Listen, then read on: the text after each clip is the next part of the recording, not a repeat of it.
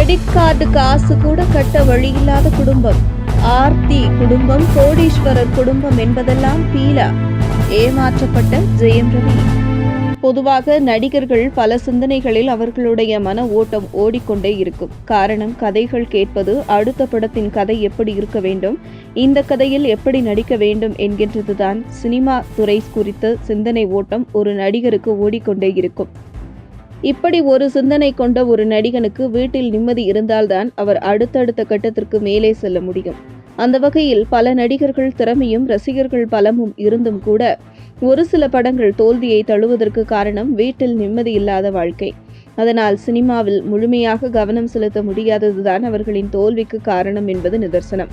இந்த நிலையில் நடிகர் ஜெயம் ரவி அழகு, நடிப்பு இதையெல்லாம் தாண்டி சினிமா துறையில் விரல் விட்டு எண்ணக்கூடிய ஒழுக்கமான நடிகர்களில் அவரும் ஒருவர்.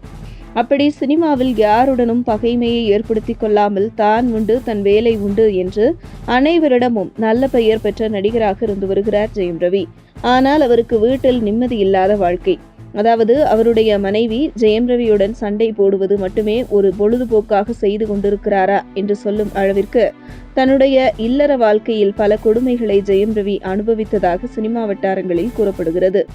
ஜெயம் ரவி சினிமாவில் மிகப்பெரிய திறமையான நடிகர் என்றாலும் கூட அவருடைய பொது வாழ்க்கை என்பது அவருடைய குணம் குழந்தைத்தனம் குணம் என்று கூறப்படுகிறது.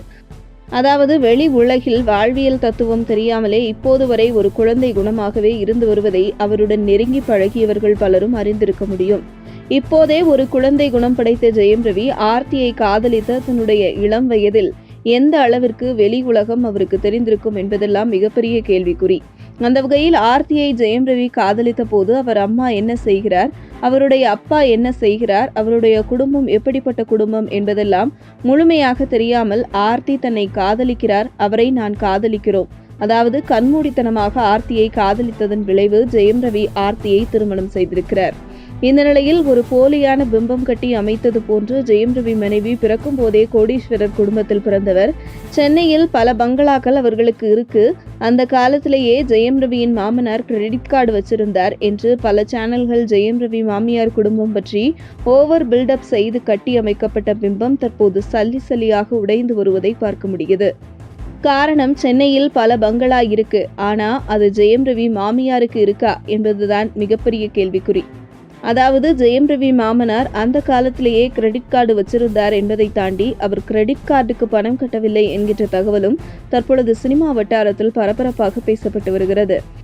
அதே நேரத்தில் அவருடைய மாமியார் குடும்பத்தில் ஒரு பழைய கார் ஒன்றும் இருந்திருக்கிறது. மற்றபடி அவருடைய குடும்ப சொத்து என்பது இவர்கள் பெயரில் இல்லை என்று அந்த குடும்ப சொத்துக்கு பலரும் உரிமை கொண்டாடி தற்பொழுது வரை வழக்கு நிலுவையில் இருந்து வருகிறது என கூறப்படுகிறது. அந்த வகையில் ஜெயம் ரவியை வைத்துதான் ஆர்த்தி குடும்பங்கள் வாழ்ந்துள்ளது.